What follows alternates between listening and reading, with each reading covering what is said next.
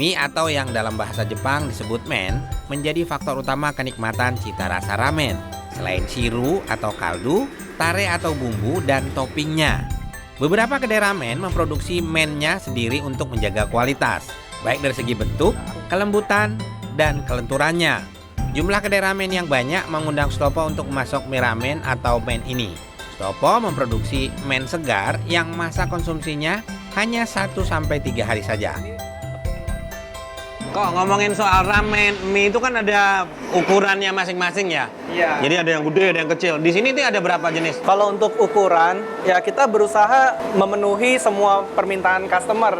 Jadi kita ada beberapa, mulai dari yang kecil, kita mulai dari 1 mili, itu bisa ramennya itu bisa juga dibilang mie Hongkong. Saking kecilnya kan. Kecil ya? Ya, terus tapi ramen yang standar kita itu ukurannya 1,25. Terus ada ukuran 1,75, 2 mili dan 3 mili. Kita ada 5 ukuran di sini. Itu khusus ramen ya? Untuk jenis yang ramen atau yang di bawah ramen juga bisa. Yang penting tipe ukuran. Selain ukuran, kita juga ada beberapa versinya ya. Jadi misalnya ramen ini tuh kan tipenya yang proteinnya paling tinggi.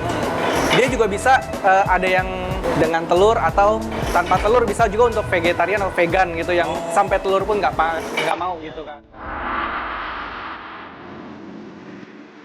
Aslinya, men terbuat dari tepung terigu, air, garam, dan kansui. Kansui adalah campuran larutan baking soda dan potasium karbonat yang memberikan warna kuning dan tekstur kenyal pada men. Tapi untuk beberapa permintaan konsumen, Sutopo mencampurkan telur ke men buatannya, dan ia menggunakan baking soda sebagai kansui. Kalau produksi ramen sendiri dari kapan, Tom? Ya, produksi ramen kita mulai pasarin dari tahun 2014. Terus kalau produksi mie ramen sama ini bedanya apa sih, Biasa, Toh? ya. Mie biasa? Bedanya mie ayam biasa dengan mie ramen ini, itu beda di bahan dasarnya. Intinya dari tepung. Ya, tepung ramen ini kita harus pakai kualitas yang proteinnya tuh tinggi. Karena ramen ini kan mie dalam kuah.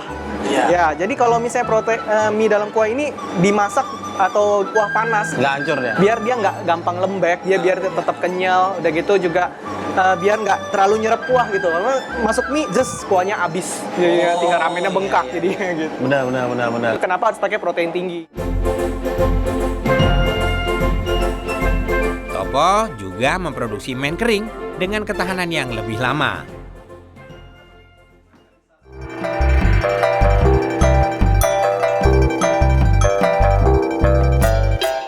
Ramen kan taunya dari luar ya, kayak Korea atau apa. Jadi kayak ya kepingin coba aja gitu.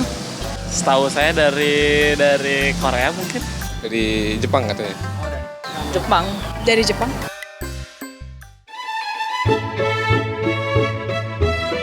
Dalam buku The Untold Story of Ramen, George Salt menyebutkan asal-usul ramen bisa ditarik ke tahun 1880 ketika para migran Tionghoa dari Guangdong menjadi koki restoran catering di wilayah Yokohama, Jepang. Awalnya para koki ini memasak lamian, sajian mie berkuah untuk pekerja dan pelajar asal Tiongkok yang ada di Jepang. Lamian ini dibuat secara tradisional menggunakan tangan dengan cara ditarik.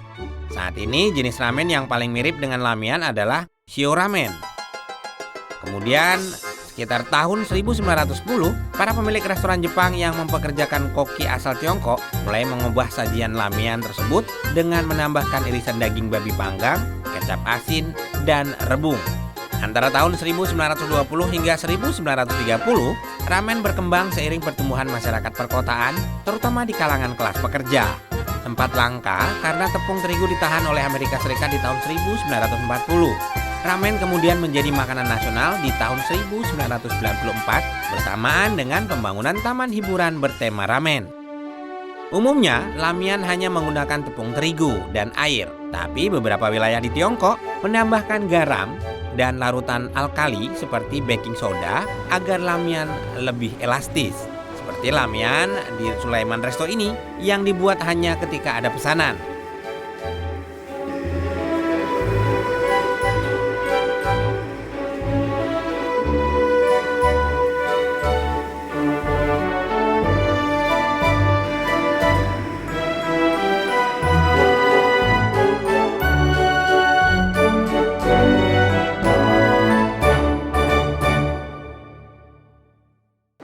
Metode membuat mie lamian ini memang tekniknya seperti itu atau dari mana sih sebenarnya?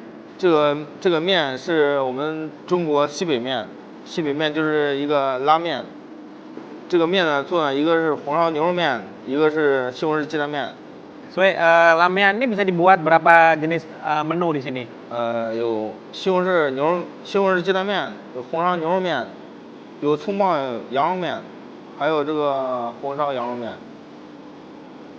还有大盘鸡面，我们本店的特色。到我们餐厅来用餐， Ya, ya, ya. 这是我们本店的红烧牛肉面，也是西红柿鸡蛋面，都是我们店的特色， Ya, 谢谢。请慢用。 Ya, 谢谢。好 Thank you. Thank you so much.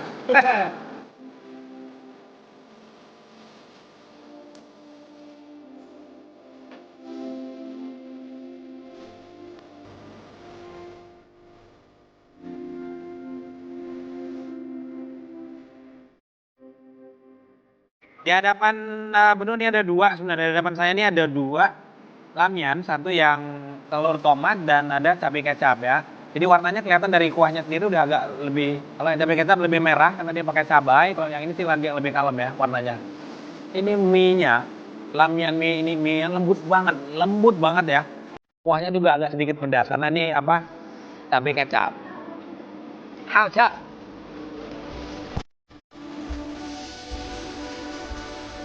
Ini daun koriandernya memang dominan banget ya. Tapi memang kalau di apa makanan-makanan Chinese itu kan lebih banyak daun koriander ya. Jadi kayak ada semeriwing di apa di lidah dan di mulutnya. Ini cakep ya. Istimewa nih. Udah istimewa halal lagi. Mumtaz. Ngomong-ngomong soal ramyeon ini merupakan salah satu mbahnya mie ya ini nih. Dia sekitar 1504 ya, sekitar 1500-an dan terciptanya mie yang lain seperti ramen. Nah, ini dia. Oke, nggak boleh lama-lama, kita langsung geser ke yang satunya. Wow, ini telur tomat ya. Ini istimewa. Kenapa? Buat Anda yang suka agak sedikit pedas, yang ini. Cocok. Ini lebih light ya, jadi agak lebih ringan. Kalau untuk tekstur mie-nya sama persis, orang buatnya satu, ya kan? Ini juara ya.